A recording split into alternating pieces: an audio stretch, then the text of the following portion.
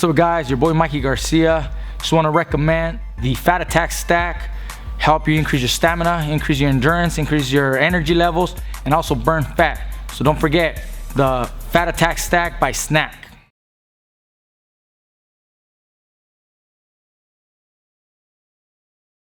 Hey, what's up, everybody? Marcos Villegas here in Los Angeles, being joined with Jermell Charlo, who's getting geared up for this rematch against Tony Harrison. Welcome back to Los Angeles. First thing that came out of my mind is this. How much does that weigh, and how long have you had it? I've been having this chain for about roughly 2 years now. I do the right things. I just upgrade it. Yeah. It's a big upgrade. It was like real diamonds and all that? Absolutely. Everything that's on me real. And like I said, I upgraded. I put 10 pointers in the middle of each link. So it's pretty dope. It's pretty decent. It's expensive. And these are the fruits of my labor. How much does it weigh? Is it heavy? I mean, yeah, of course it's heavy. I mean, it's heavy. It's not a normal chain, and not every boxer can afford it. You don't take it out much though, right? I'd be scared to like show it off because that thing's expensive. I ain't scared of nothing. What's up? You know, looking at this rematch, it's something that you've been waiting on for a long time now. How's that process been like for you, going to the last fight that you had, where you scored a spectacular knockout, and then having to wait for Tony to get cleared to get back into this rematch? Well, I mean, everything's flowing the right way. I mean, the last few years I fought twice a year, and that's obviously, you know, the management promotional game plan. And here we go, approaching a few more months, and I'll be fighting again. And I'm satisfied with the way things are going. I fought that regardless of his delinquency in the fights, I fought, and I'm active, and I'm training hard, and I'm ready. I'm ready to go. It's not upsetting that I have to. He should be upset. You know, he hadn't fought in a year and made no money in a year. So he got problems, or if he uses money wisely, I'm good. What do you make of the injury and his reasoning as to why he pulled out of the fight the first time? You know, you're the right guy to ask this question. This Fight Hub, I gotta tell y'all, Fight Hub, y'all are very, y'all are on it. Thank you for that question. He told you in Mexico. He did. He said that. Ligament damage. Yeah, ligament damage. Surgery. And he didn't have surgery. Well, what you think about that? I mean, he didn't have surgery. He supposedly pulled out of a fight before the fight. And he talked a whole bunch of shit at this press conference, same room, same everything, about the fight too gonna happen. Then all of a sudden, he didn't come out June 23rd and fight me because he had to have surgery and fake the injury. And I put it out on blast that he faked the injury, and I try to make everybody in the world know. But I hope that Marco go in the script, rewind real quick, insert Tony a little clipping of what I'm saying. We'll do that. All right, and tell them what he really thinks. It was the Achilles, right? Is that? It was ligaments. I tore the ligaments in both sides of my ankle. Yeah.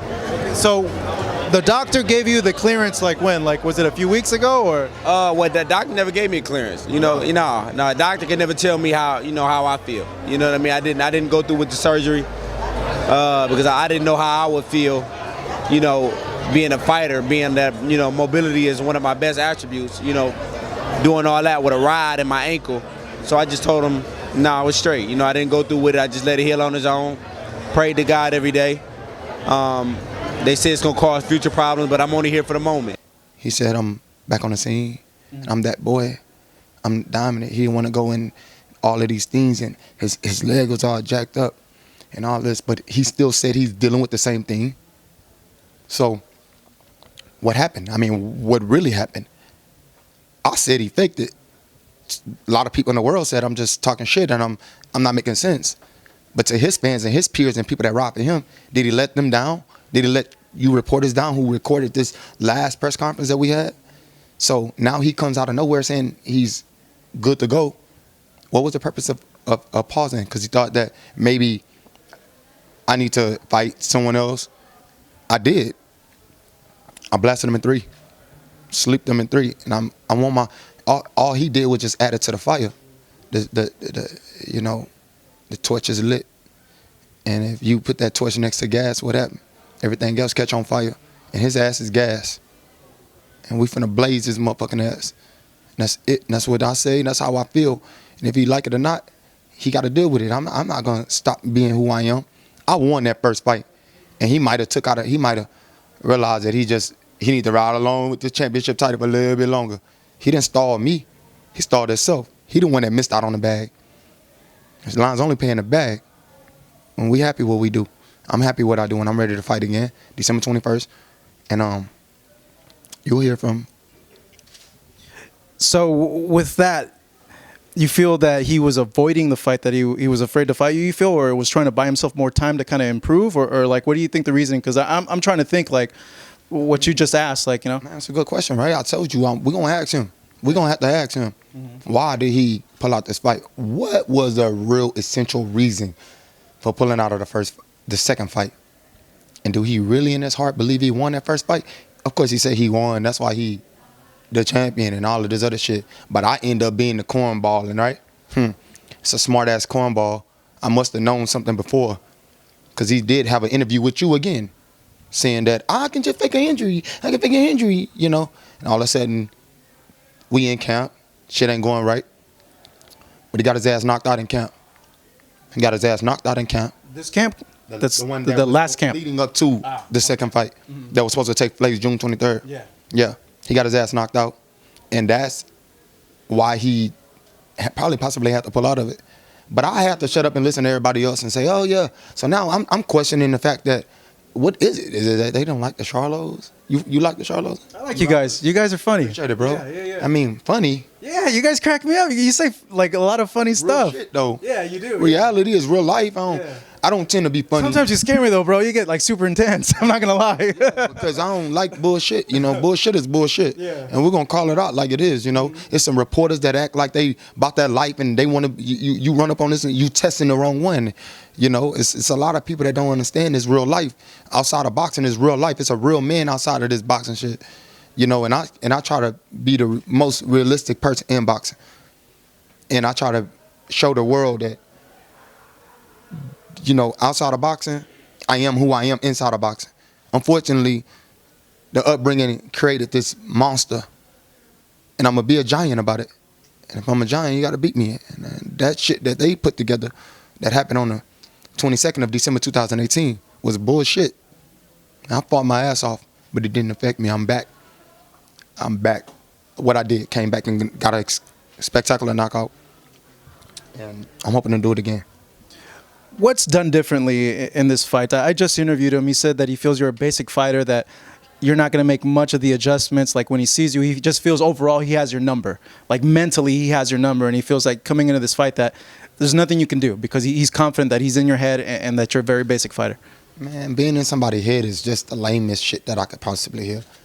You can't have somebody's number if they continuing to get better. I'm proving points. I'm what I am and I say I am. I do what I say I'm going to do. And have y'all ever heard of Tony Harrison saying he going to go do something? He spoke it before he did it and go do it. I believe in my skills. I believe in everything about me. And there's nothing that I have to change too much. Because I beat his ass the first time. All we need is a better judging. He can't be in my head. I'm in my own head. I got this together. I'm good. And if he has that mentality, he won't make it out nice. And I wish every boxer well. You know, like I said, he got a family, got kids that he got to take care of for the rest of their life.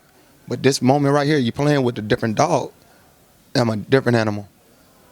I'm not one of the ones you want to really take lightly. He can't take me lightly. He got to do everything right. Everything got to be done correctly. Or if not, I surprise you with that shit that I surprised y'all with October 14th. Knockout. Right? And then all of a sudden, what they going to say? It was lucky. So he better do it the correct way. I'll run for the rest of his life from me. He got to live with that shit. And so his kids will grow up one day. And they're going to have to realize what kind of father they had. Right? So at the end of the day, I am who I am. I'm done what I'm done. Regardless of what the end results of this fight is, it could be anything. But I know one thing that I'm going to do. I'm not going to let somebody just take nothing from me again. You know, I'm conscious. This is why am I better? What makes me better? I'm more conscious of this shit now. before you met me and all these other things, you know, running around, chasing the Charlos around, trying to get interviews. I was a reckless, ruthless dude. Still ruthless as shit, but now I'm conscious. It's going to make a big difference. Just that alone going to make a big difference. Did the loss cause that, or what? Better in my life, man. Yeah. Getting better, been better. Who wants to still be the same? Who wants always want to grow and get better, yeah. Oh, that's what life is, a growth. And I'm gonna prove it. Does he get under your skin? Like, do you like dislike him? Like, does he bug you and irritate you? Anybody in my weight division, nobody gets under my skin. That's kind of kiddie-ish. Nobody can get under my skin. Nobody can affect me. Nobody can make me turn out to be the none of that. It's up to me. Like I said, it's up to me as a man to be who I am and what I am and how I do it. It's not my fault that I'm passionate about everything that I do. I hope every other boxer out here listening to this interview realize that if you're passionate more than you skillful, you could probably get somewhere, because your passion gonna take you to the next level and take your skills to the next level about how much you really dedicate yourself and love this sport. And that's kind of what it is about me. Boxing is what it is, and it's doing justice for my life and my lifestyle, and I'm still here being the best that I could be. And if I can't get better, why do I still box? You know, we got to change with the trends, just like trends are trendy. So we got to be that kind of guy. So keep growing, and that's what's happening. I'm 29, almost 30. If you get past him and you win, what do you want your goal to be in the division? Do you want to go into a huge fight with J-Rock? Do you want to target some other people, or do you want to move up? Like, what would be like your ideal choice if you could really like pick and choose what you wanted to do? Just want to win this fight first. I have nothing else to think about past this other than this fight and Tony Harrison. Let me ask you then, does it sound good to go into a fight with Julian to get the other belts and then exit and go to 160? I probably don't even have to go to 160. I'm going to stay at 154. I'm going to be the champ at 154 real soon. And then J-Rock is in a way. He won't get ran over just like all the rest of them. Heard want to come back and get some, he can. Whoever was on that barking, all that noise they was chopping, I'm breaking them down. That's it. Your brother is also a champion at 160 pounds. I had a chance to speak to him. I had a chance to speak to Bernard Hopkins. He said that he's confident that your brother can get a Canelo fight. What do you make of his performance against Kovalev? And what do you make of your brother finally getting a shot with him? Just on me. I ain't worried about nobody else in the weight division. I'm here right now. At 154. I'm not worried about nobody at 60. I'm not worried about Jacobs. I'm not worried about Canelo, none of them. Y'all got the wrong twin if y'all thinking that I'm going to be over here talking about Canelo. That is not my weight division. He all at 75 and all kind of other shit. They got political shit going on in their life.